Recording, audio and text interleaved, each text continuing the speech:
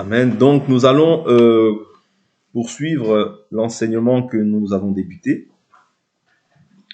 L'enseignement qui s'intitule « L'origine de la musique profane ». Je pense qu'aujourd'hui, ce sera la dernière partie.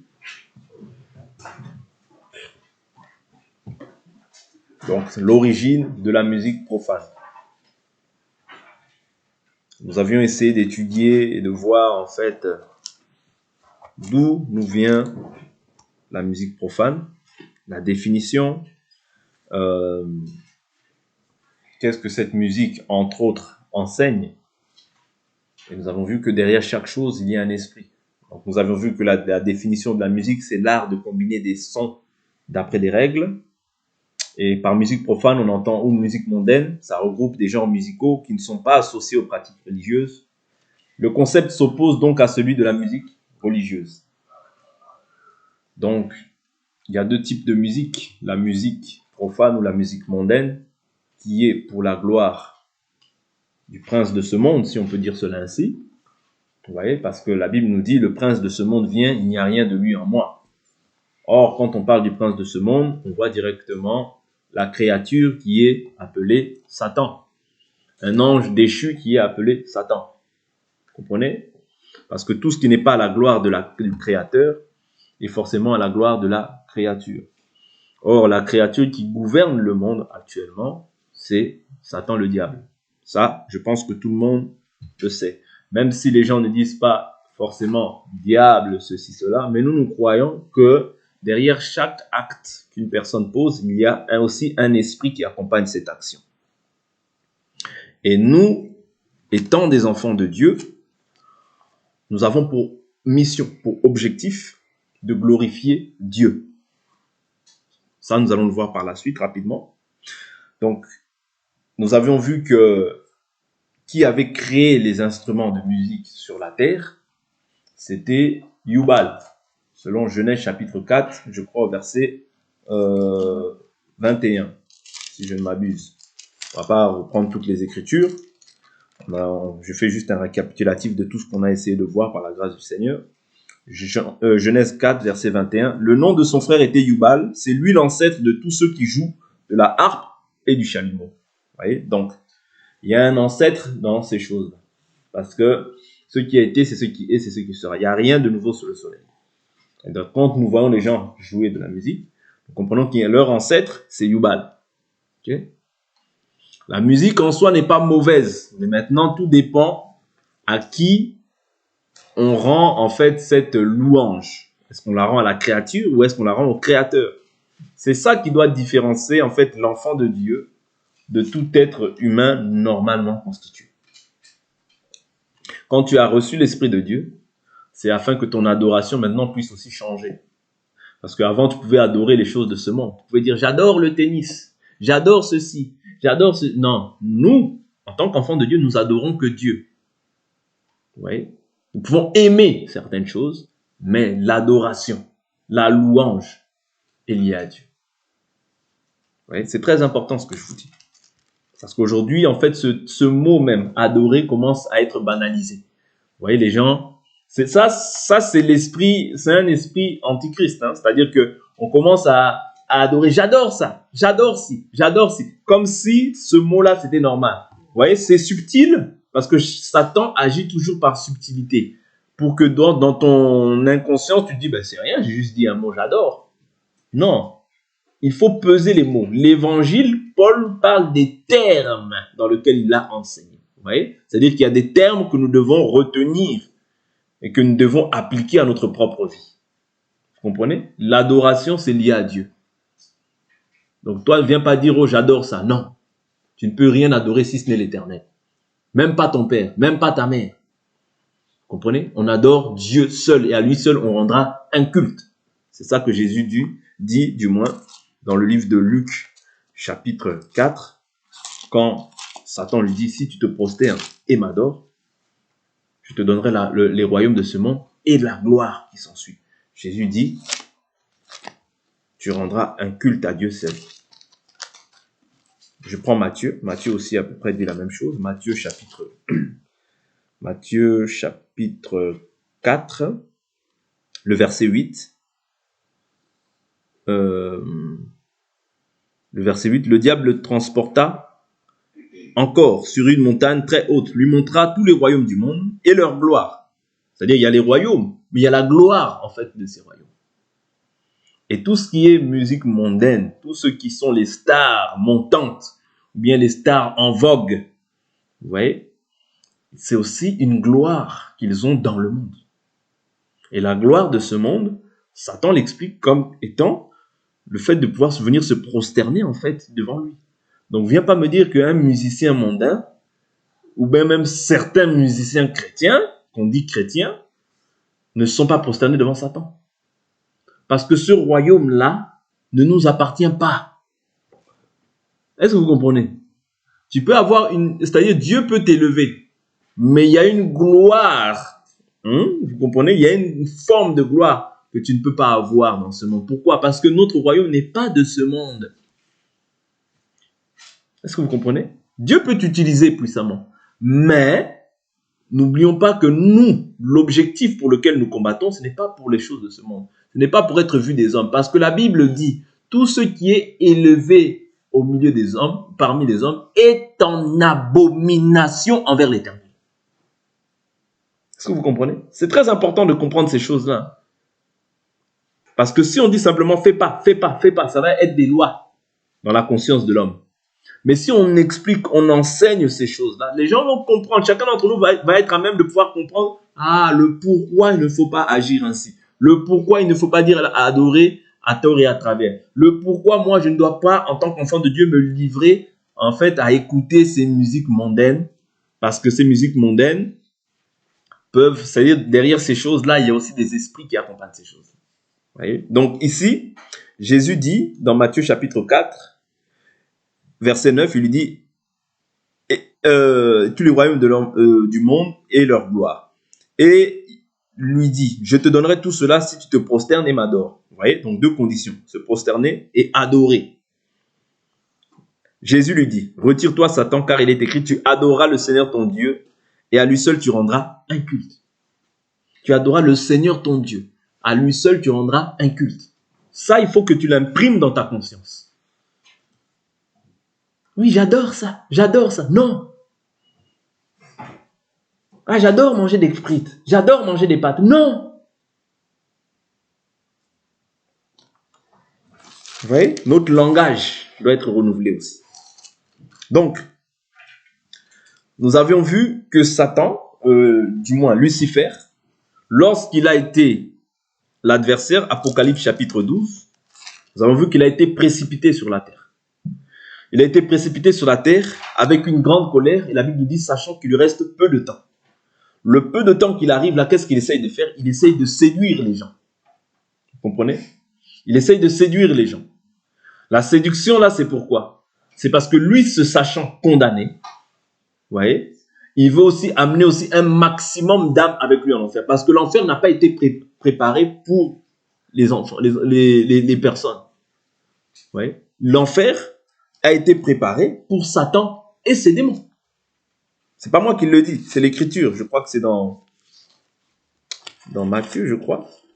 Matthieu ou Luc. Je prends cette écriture rapidement. C'est Jésus lui-même qui parle de cela.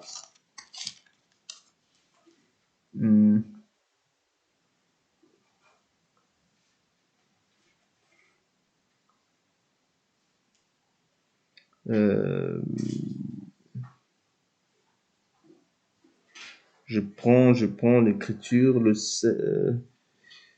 Dieu d'avoir les yeux dans la génération. Car tout homme sera salé de feu, le sel est une bonne chose, mais si le sel... Non, c'est pas ça. Je vais prendre l'écriture, si quelqu'un le trouve, il peut toujours me le donner rapidement. Mais voilà. Matthieu chapitre 25, verset 41. Ensuite, il dira à ceux qui seront à sa gauche, retirez-vous de moi, maudits, allez dans le feu éternel, préparé pour le diable et pour ses anges. Vous voyez? Matthieu chapitre 25, verset 41. Vous voyez? Allez dans le feu éternel, préparé pour le diable et ses anges.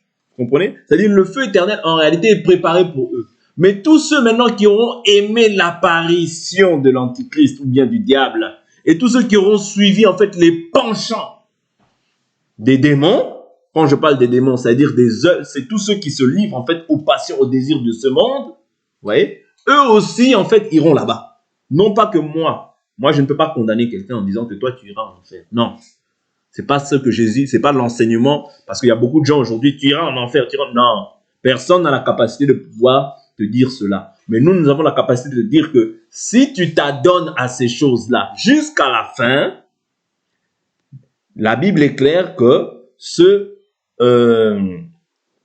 qui s'adonnent au désir de la chair n'hériteront pas le royaume des cieux. C'est-à-dire, pour voir le royaume des cieux, il faut que tu puisses être réconcilié avec Dieu, non pas seulement être réconcilié avec Dieu, mais persévérer aussi dans les choses de Dieu. Ne te dis pas, ne te console pas toi-même en te disant que bon, je suis réconcilié avec Dieu, cela suffit. Non, ne te console pas dans ces choses-là, mais comprends que si je suis réconcilié avec Dieu, c'est afin de pouvoir porter du fruit. Matthieu 25, verset 41. Ok? Donc c'est très important de comprendre que si je suis réconcilié avec Dieu, c'est afin de pouvoir porter du fruit. Du fruit digne de la repentance. Et ne pas se dire, bon, moi je suis chrétien, c'est suffisant. Non. Parce que il y a une espérance. Nous ne pouvons pas espérer d'une manière qui est contraire à la volonté de Dieu. Voilà pourquoi je dis que si même tu t'adonnes, parce qu'un peu de levain fait lever toute la pâte. Ça, vous le savez. Le levain ici est considéré comme le péché. Or, s'adonner à des pratiques de musique mondaine, c'est aussi le péché. Si maintenant même tu t'adonnes en cachette à ces choses-là, c'est ton choix, mais Dieu te voit. Vous voyez? C'est ton choix, mais Dieu te voit. Mais moi, je suis pur de ton sang. Pourquoi? Parce que moi, le travail que je fais là, c'est de te prévenir. Mais si je ne te préviens pas, là, j'ai ton sang sur ma tête. Mais quand je te préviens, tu entends cette parole, mais que délibérément, toi, tu rejettes cette parole, ce n'est maintenant plus maintenant mon problème à moi, mais c'est ton problème avec Dieu. Parce que Dieu te dira, tu as entendu cet enseignement, mais délibérément, tu t'es détourné de ma parole. Vous comprenez? C'est-à-dire que lorsque nous sommes en train d'annoncer la parole, nous sommes aussi en train de nous purifier de votre sang. Voilà pourquoi je vous dis que derrière ces choses, il y a un esprit qui accompagne. Quand on parle des esprits, du moins du côté de l'adversaire, on parle des démons. Vous voyez? On parle des démons. On parle des démons. Vous voyez? C'est-à-dire les démons, eux sont condamnés. Le diable, il est condamné. Voilà pourquoi quand tu suis, en fait, les choses que eux t'injectent, les pensées qu'ils t'injectent, tu finiras aussi avec eux. Vous comprenez? Mais Dieu, par l'évangile, il veut maintenant mettre une séparation entre les ténèbres et la lumière. Parce que les ténèbres, c'est qui les contrôle? C'est le diable et ses démons. Aussi simple que ça. Vous comprenez? Voilà pourquoi ceux qui auront aimé l'apparition, ceux qui n'ont pas pris plaisir à la vérité mais au mensonge, ils iront aussi avec lui. Non pas que je le veuille, mais c'est ce que la parole de Dieu dit. Ouais, parce que moi, je ne peux pas souhaiter, même à celui qui me haït, d'aller dans cet endroit-là. Jamais. Ouais. Mais néanmoins, ceux qui n'auront pas suivi Jésus et qui auront suivi en fait le monde et les désirs de ce monde, suivront aussi en fait le prince qui gouverne ce monde. D'où l'importance d'écouter et de pratiquer. Voilà pourquoi Jésus dit, ne vous bornez pas à écouter seulement, mais pratiquez la parole. Vous voyez, toi, un enfant de Dieu, tu ne peux pas t'adonner à ce genre de pratique. Parce que nous avions vu que derrière ces choses, il y a aussi un esprit. Je vais revoir ça. Reprenons encore 1 Corinthiens chapitre 10. Je ne peux pas être en communion avec Dieu et être aussi en communion avec les démons. Non. Parce que quand on parle de démons, c'est quoi? C'est tout ce qui en fait s'oppose à la doctrine de Christ. C'est ça les démons, c'est ça les ténèbres. Oui. Or, maintenant, non, lorsque toi, tu entres en communion avec les démons, tu n'es plus en communion avec Christ et tu attires maintenant la colère de Dieu sur ta vie. 1 Corinthiens 10. Je prends à partir du verset 19. Que dis-je donc? Que la viande sacrifiée aux idoles est quelque chose ou qu'une idole est quelque chose? Nullement. Ici, on parle des idoles physiques. Mais aussi maintenant les idoles dans le cœur. Parce que la Bible nous dit, la cupidité par exemple, c'est une idolâtrie. Oui. Tout ce qu'on affectionne beaucoup dans notre cœur, ça devient une idolâtrie. Il dit, plus que Dieu, hein, je ne dis pas qu'on ne peut pas affectionner certaines choses, mais tout ce qui passe avant Dieu, tout ce que tu affectionnes, tu peux passer du temps dans cette chose-là, mais avec Dieu, en fait, tu mets Dieu de côté. Ça devient une idole petit à petit. Donc, il faut faire attention. Tu aimeras le Seigneur ton Dieu de tout ton cœur, de toute ton âme, de toute ta pensée, de toute ta force, premièrement. Mais ce qu'on sacrifie, on le sacrifie à des démons et non à Dieu. Or, je ne veux pas que vous soyez en communion avec les démons. La Bible nous parle du sacrifice de nos lèvres. Qu'est-ce que tu sacrifies dans tes lèvres? Vous voyez? C'est-à-dire que ce que tu dis, vous voyez, derrière la parole, il y a une puissance. La Bible nous dit la mort et la vie est au pouvoir de la langue. Quiconque les aime en mangera les fruits. C'est-à-dire que quand toi tu entends ces musiques-là, tu rentres aussi en communion maintenant avec ces choses. Est-ce que vous comprenez? Tu rentres en communion avec ces choses-là. Si aussi la personne dit, oh, meurs, hein, meurs, par exemple, je ne sais pas, je prends une chanson, je prends un exemple, meurs, hein, moi j'ai fait l'impudicité, toi aussi tu dis, moi j'ai fait l'impudicité. C'est ce que tu vas finir par faire. Parce que tu prononces ça de ta bouche. Ça entre dans ton cœur, mais tu le prononces de ta bouche. Et demain, tu finiras par faire ça, tu ne te rendras pas compte pourquoi j'ai fait ça. Oui, parce que tu as ouvert des portes à l'ennemi. Et au lieu de te repentir de cela, tu t'es maintenant abandonné à ces choses-là. Comme tu t'abandonnes à ces choses-là, c'est ce que ça va produire dans ta vie. Et tu vas dire, mais pourquoi moi ça m'arrive? Non, ça ne t'arrive pas. Personne ne t'a maudit. C'est toi-même qui n'as pas su être prudent face à ta vie, par rapport à ta vie. Tu dors, tu commences à recevoir des attaques. C'est toi-même qui as ouvert des portes pour pouvoir subir ces choses. Si je laisse la porte ouverte et je dors, je dis, oh, de toute manière, les voleurs. Non, je ne suis pas prudent. Même si je sais que j'ai Dieu, mais je ferme quand même la porte. Vous voyez? Parce que tu ne tenteras pas l'Éternel, hein, ton Dieu. Je ne peux pas tenter Dieu. Oh, j'ai Dieu, je peux laisser ma fenêtre ouverte. Oh, j'ai Dieu, je peux laisser toutes les portes. Non, c'est un manque de sagesse. C'est pour ça que je vous ai toujours dit même, je vous ai pris des exemples. Je vous ai toujours dit que bien que l'Écriture dise que vous prendrez des breuvages mortels, il ne vous arrivera rien.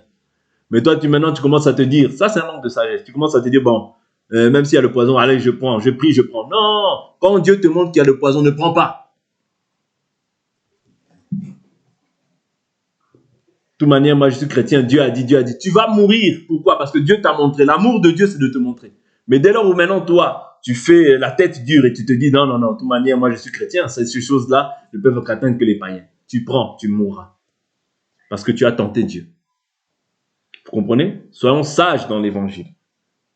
Ok? Oh, je peux écouter la musique, c'est qu'une fois. Qu'est-ce que ça fait? Ah bon? Ah, c'est que 2 fois, c'est que 3 fois. Ah bon? Qui t'a dit ça? Là où Dieu dit non, c'est non. Tente pas. Ok? Là où Dieu dit non, c'est non. Tu ne peux pas être en communion avec les démons. Parce que ici, ils offraient des sacrifices physiques comme ça.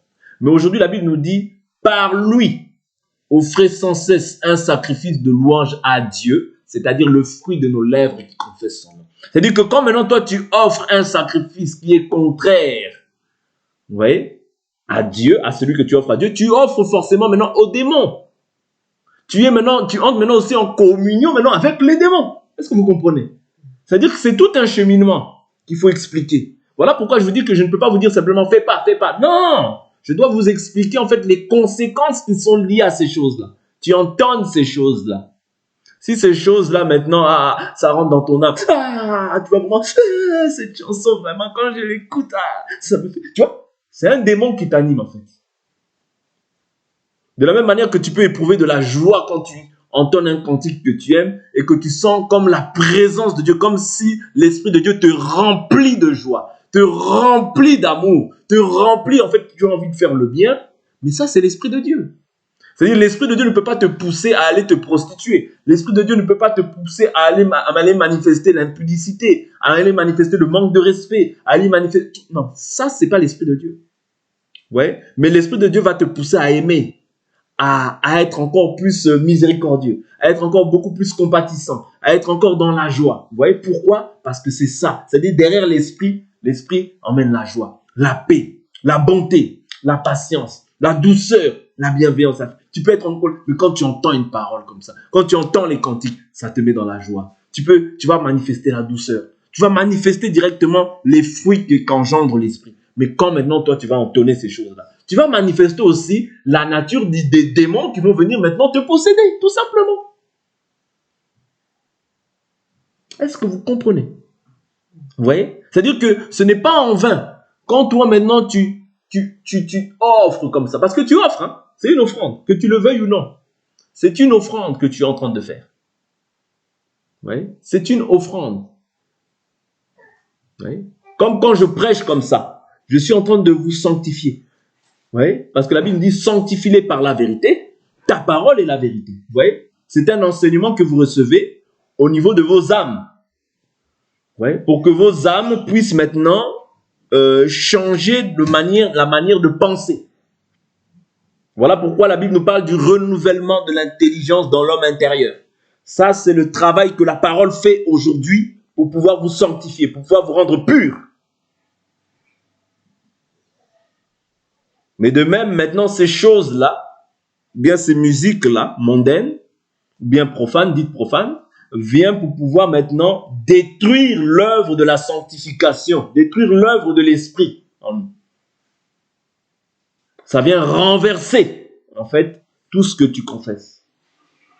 Parce que Satan, le diable, par nature, par définition, c'est l'opposant, l'adversaire, qui s'élève contre tout ce qu'on appelle Dieu. Vous comprenez? D'où l'importance de comprendre que ne nous disons pas, je suis jeune. Tout le monde fait comme ça. Moi aussi maintenant, si je ne fais pas ça, qu'est-ce que les gens vont dire? Lot, à Sodome et Gomorrhe, il torturait chaque jour son âme de juste, mais néanmoins, il ne s'est pas conformé. C'est pour ça qu'on l'a appelé Lot le juste. Sur cette terre, si on doit appeler les gens justes, ça doit être toi. Ne dis pas, ah oui, non, bah, ça c'est le problème des parents. Non, c'est ton problème aussi. Lot, le juste. Il n'y a pas d'honneur, il n'y a pas de gloire dans le monde. La gloire de ce monde est éphémère et passagère. Mais le seul qui est fidèle, le seul qui peut faire des promesses qui subsistent jusque dans la vie éternelle, c'est Jésus. C'est-à-dire, quand tu gardes la parole, Dieu aussi va t'honorer. Mais quand tu gardes les choses du monde, tu seras dévalorisé. Dévalorisé. Et la Bible nous dit, ils seront dans la honte, ceux qui sans cause abandonnent l'Éternel, notre Dieu. Comment est-ce qu'on abandonne l'Éternel? Quand tu commences à ouvrir des portes inutiles comme ça. Des choses dont tu peux te passer, mais tu commences à ouvrir des portes inutilement pour suivre les gens, pour être comme les autres. Non. N'aimez pas le monde, ni les choses qui sont dans le monde. Si quelqu'un aime le monde, l'amour du Père n'est pas en lui.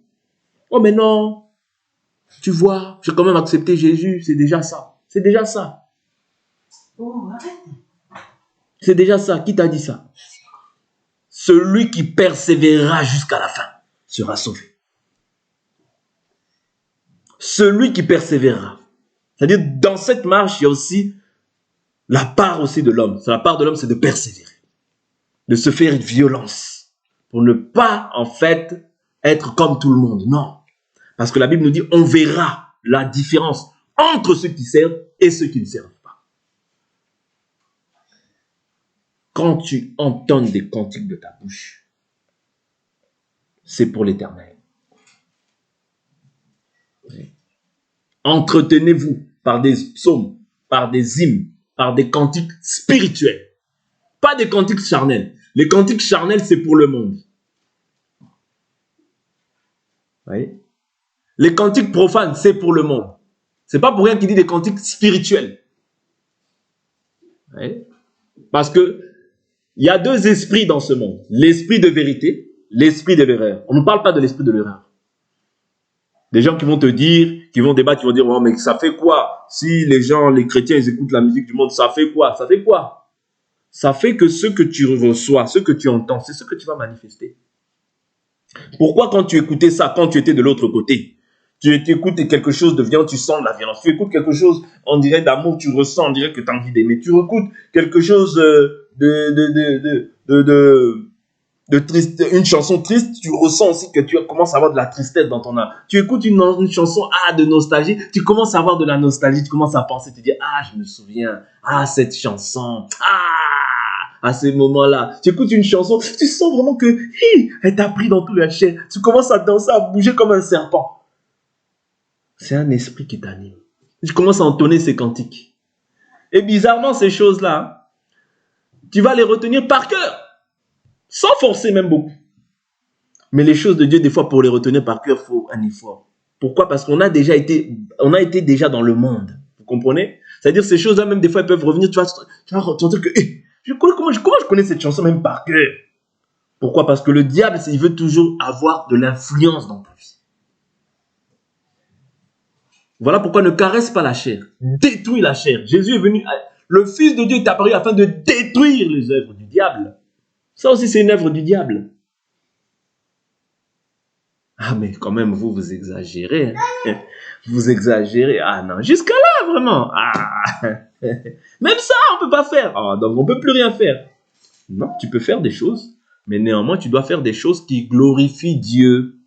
La Bible nous dit, tous ceux qui respirent louent l'Éternel. Qui est-ce qui respire aujourd'hui? Est-ce que tout le monde respire? Tout le monde ne respire pas. Vous voyez?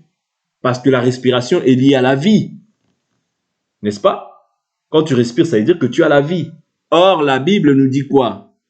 Celui qui a le Fils a la vie. Celui qui n'a pas le Fils n'a pas la vie. C'est-à-dire la vie ou bien la respiration. La Bible dit en réalité, dans l'homme, c'est l'esprit, le souffle du Tout-Puissant. Beaucoup d'années ne donnent pas l'intelligence. C'est-à-dire c'est l'esprit qui te permet d'avoir le souffle, d'avoir la vie.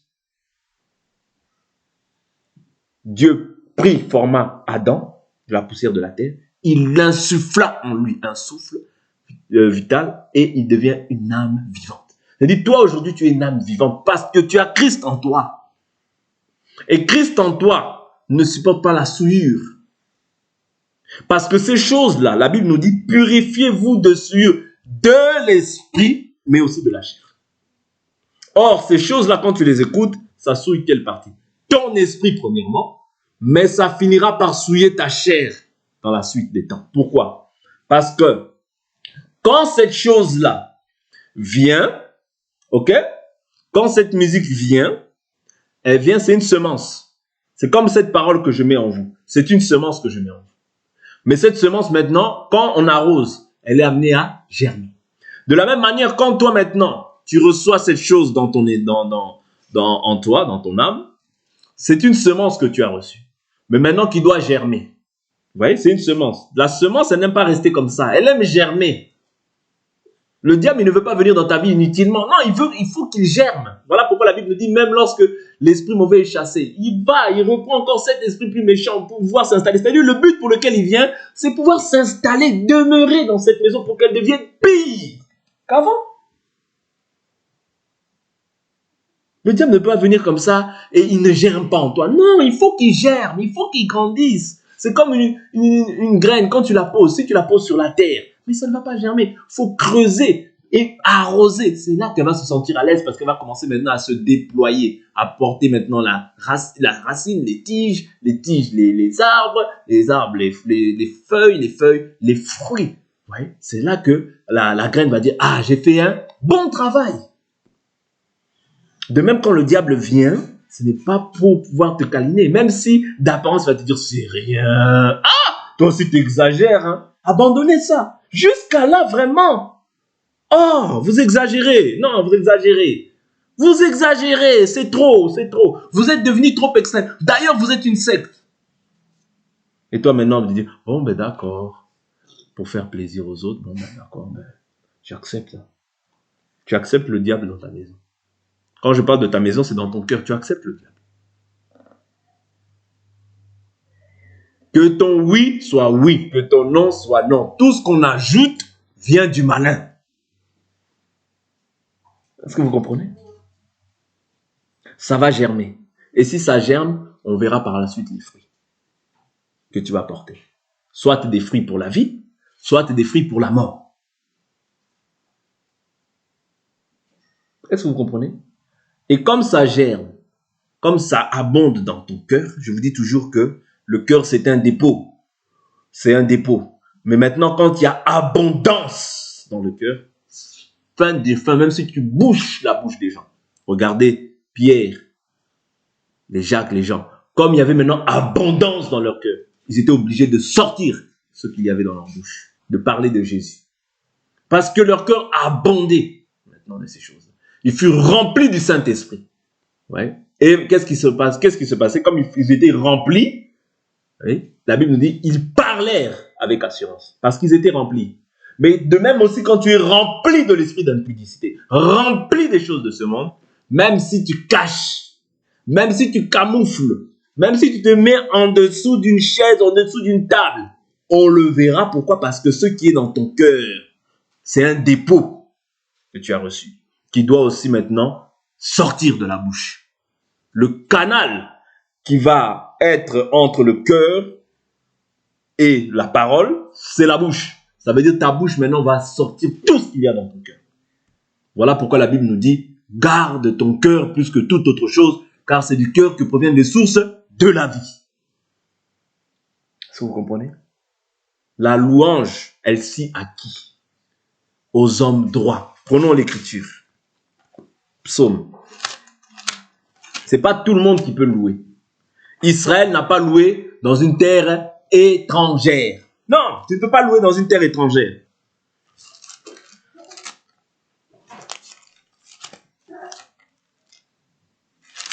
Je prends l'écriture. Je vais prendre deux écritures. Allez, tout le monde suit.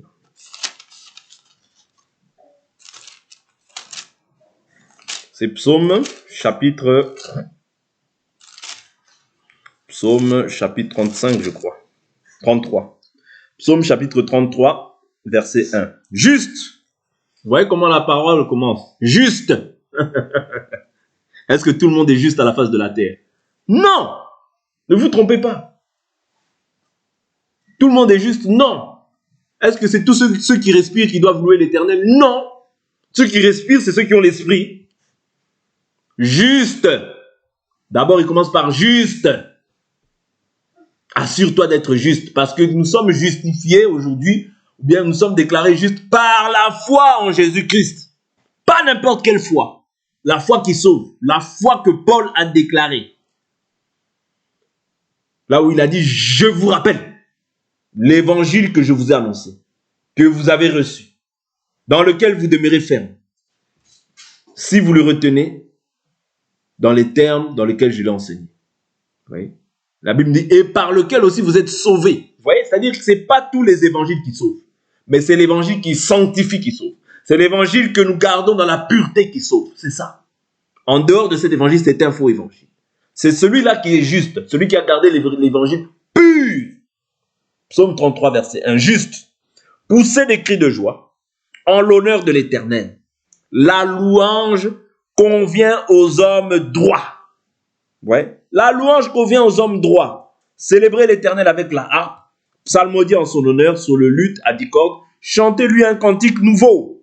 Vous voyez? C'est-à-dire la louange si bien convient aux hommes droits. Elle ne convient pas à tout le monde. Ouais. Toi, tu loues l'Éternel, mais avec des lèvres impures. Tu loues l'Éternel, mais dans ton cœur, il y a toutes les chansons du monde. Mais tu loues aussi l'Éternel. Est-ce que la louange te convient? Elle ne te convient pas. Il faut choisir. Je vous ai toujours dit, tu ne peux pas être avec le monde et avec Jésus. Non, tu dois être soit avec le monde, soit avec Jésus. C'est là, je vous ai toujours dit, on doit prendre position par rapport à ce que nous sommes et non plus chercher à vouloir plaire ou satisfaire les désirs ou les envies des autres. Non. Vous voyez? Prenons une écriture encore qui va nous aider.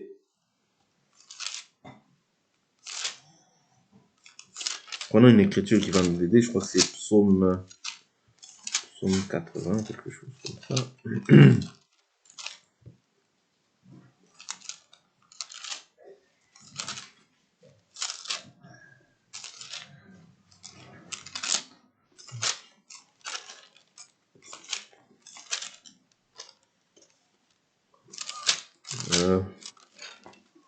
Les Écritures que tu trouves tout le temps, mais quand tu les cherches comme ça, des fois... Voilà. L'Écriture dit au psaume 137, verset 4. J'aime beaucoup cette Écriture. Psaume 137, verset 4. Je prends même au verset 1. Auprès des fleuves de Babylone, là nous étions assis et nous pleurions. Et nous souvenons de Sion, au sol de la contrée. Nous avions suspendu nos harpes. Là nos vainqueurs nous demandaient des cantiques et nos bourreaux de la joie. Chantez-nous quelques-uns des cantiques de Sion. Comment chanterions-nous le cantique de l'Éternel sur un sol étranger? Ouais. Comment chanterions-nous le cantique de l'Éternel sur un sol étranger? Toi, tu ne peux pas servir sur une terre étrangère. Non. Aujourd'hui, il y a beaucoup de cantiques même qui sont des cantiques étrangers. Ouais. Jésus nous dit quoi? Ne vous remettez pas sous un joug étranger. De même, je ne peux pas servir aussi sur une terre étrangère. Quelle est la terre étrangère? Ou bien quel est le joug étranger? Le joug étranger, c'est le joug dans lequel nous étions autrefois. Tu ne peux pas de même servir dans, louer Dieu sur un sol étranger. Non.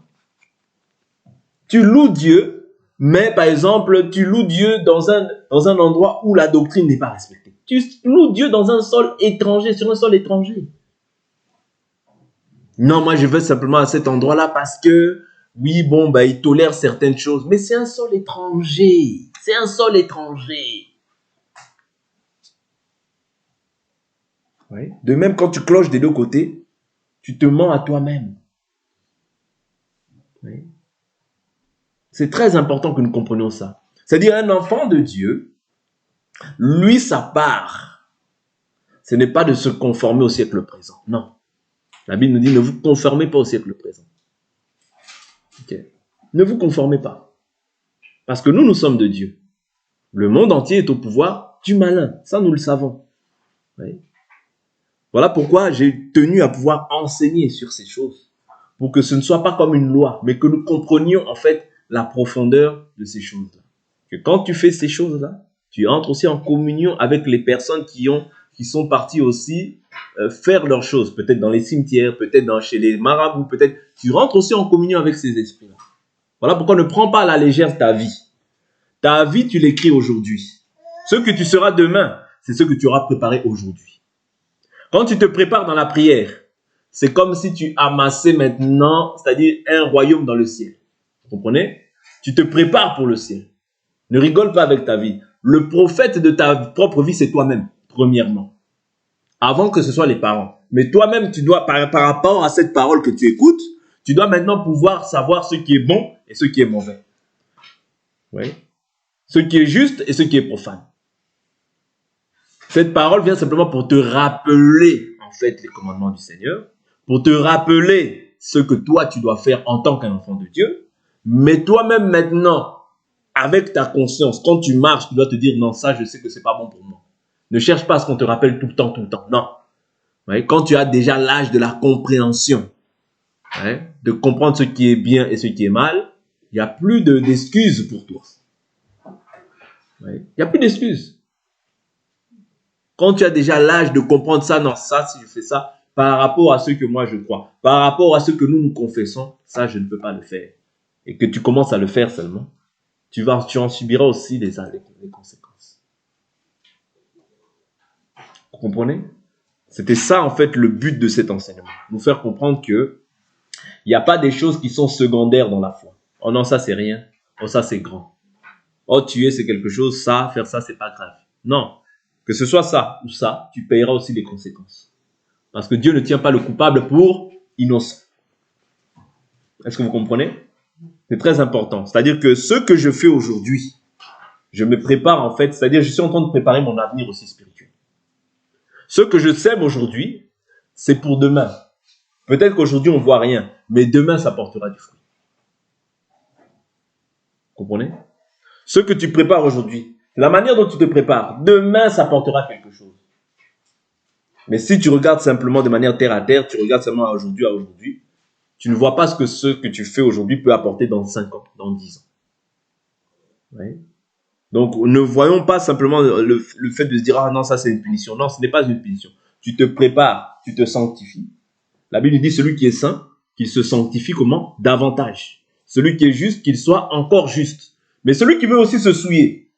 Parce que Jésus n'oublie pas ceux qui veulent se souiller. Hein. Il a dit qu'il se souille davantage. Mais voici, moi je reviens bientôt. Ma rétribution est avec qui? Avec les souillés? Non. Avec les justes. Oui. Avec les justes. Voilà pourquoi si toi tu prétends être juste, continue. Ne t'arrête pas sur les dires des uns et des autres. Continue parce que toi tu es en train de semer. Ce que tu sèmes aujourd'hui finira par croître d'une manière ou d'une autre. Que les gens s'opposent, que les gens s'élèvent, ça finira par croître. Parce que celui qui a commencé en nous une œuvre bonne, la rendra comment? Parfaite, afin que nous soyons inébranlables. C'est très important de comprendre ça. Si tu ne comprends pas ça, ouais, on va simplement dire, fais pas ci, fais pas ça, fais pas ci. Ça va être des lois qui vont, c'est-à-dire qui vont résonner dans ta tête. Et la loi, ça produit la colère. Or, là où il n'y a pas de loi, il n'y a pas de transgression. Mais nous disons ça sous la loi de Christ. Parce que la loi de Christ, c'est-à-dire Christ a accompli son œuvre, comment, non pas comme une loi, mais comme la loi de l'amour. Voilà pourquoi quand toi tu aimes Jésus, tu rentres dans son amour, tu fais les choses non plus comme une loi, mais comme une loi de l'amour. Parce que l'accomplissement de la loi, c'est l'amour. C'est-à-dire que toi, tu comprends qu'il t'a aimé le premier. Voilà pourquoi quand il te demande de faire quelque chose, tu le fais par amour. Et par obéissance, par soumission à ton époux, parce que tu sais qu'il t'a fait des promesses. Et que ces promesses-là, si tu les gardes fidèlement, tu verras le ciel. Il n'y a pas d'autre moyen. C'est le chemin étroit, resserré, qui dérange le monde, mais que Dieu aime, que ton époux aime. Quand je parle de ton époux ici, c'est Jésus. Et l'époux véritable peut aussi te donner même un époux dans la chair. Ton époux qu'il t'a destiné à toi seul. Mais reste attaché à cette parole. Ne commence pas à te dire, bon ben voilà, tout le monde fait ça, si moi je fais pas, on va me mettre de côté. C'est pas grave. Tu n'es pas de ce monde, n'oublie pas. N'oublie pas ces choses-là. Vous voyez? Parce qu'avec le temps, on peut commencer à oublier ces choses-là. Les enfants d'Israël, souvenez-vous, et je vais m'arrêter là, lorsqu'ils sont sortis sous la conduite de Josué, leurs enfants ne savaient même plus, ne connaissaient même pas qui était l'Éternel. Et les prodiges qu'il avait fait. Vous voyez? D'où l'importance de pouvoir transmettre ces valeurs à nos enfants. C'est très important. Parce que la Bible nous dit, oriente le jeune garçon selon la voie qu'il doit suivre. En grandissant, il ne s'en détournera pas. Est-ce que vous comprenez? Donc, il est très important que nous restions fondés, même sur les petites choses. Il n'y a rien de petit. Tout est grand avec Dieu. Tout est grand avec Dieu. Si tu prends Dieu au sérieux, si tu fais les choses de Dieu au sérieux, Dieu aussi va te prendre au sérieux. Mais si tu prends Dieu à la légère, Dieu aussi te prendra à la légère. Donc, soyons sérieux dans l'organisation. Soyons sérieux avec le Seigneur. Si tu veux aussi faire des grandes choses avec Dieu. Que Dieu nous bénisse. Pour cet enseignement, nous allons nous arrêter là et nous allons prier par la grâce de Dieu.